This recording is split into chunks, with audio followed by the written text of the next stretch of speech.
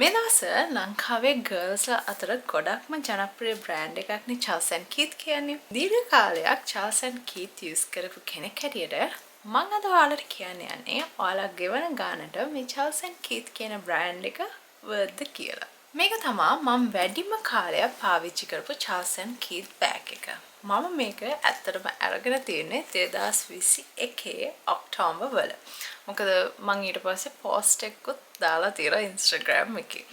හැබැයි මේ බෑග් එක දැන් ආපහු ඔඩර් එකට රීස්ටොක් කරලා තියෙනවා. ඒ දවස්වල නම් බටර් yellow එකක්, මෙන්න මේ camel tone එක, එතකොට black වගේ colours තිබුණේ. දැන් නම් අලුත් plum කියලා purple colour එකකුත් දාලා තියෙනවා.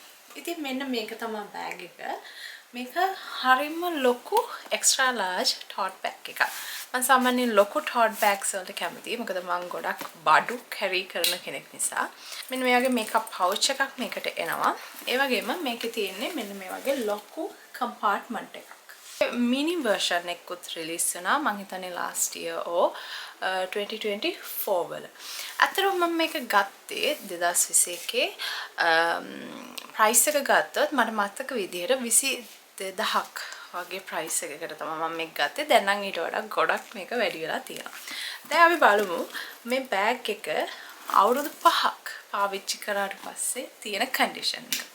අතරම ගත්තොත් දැන් නම් මේකේ මෙන්න මේ wrinkles ඇවිත් තියෙනවා leather එකේ. අතරම මේ Charles and Keith ගේ leather එක animal leather නෙවෙයි. එයාලා use කරන්නේ මම හිතන්නේ PU leather එකක්. මොකද එයාලගේ brand එක vegan.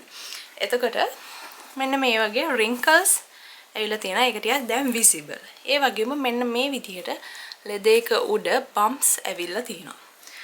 කීප තැනකම දැන් ඇවිත් තියෙනවා. ඇත්තටම දැන් නම් චුට්ටක් මෙයා පරණයි. හැබැයි මේ කන්ඩිෂන් එක ඇවිත් තියෙන්නේ අවුරුදු 5කට පස්සේ. leather එක මේ විදිහට උනාට leather එක ඉරිලා ඒ වගේ damage එකක් නම් වෙලා නැහැ. ඉතින් මේක තමයි tote bag එක. අතරම මට මේකේ maroon එක දැක්කට පස්සේ ඒක ගන්න හිතුණා. ඉතින් පාලින් කමෙන්ට් එකක් දාන්න ඔයාලා මේක ගන්නවද නැද්ද කියලා.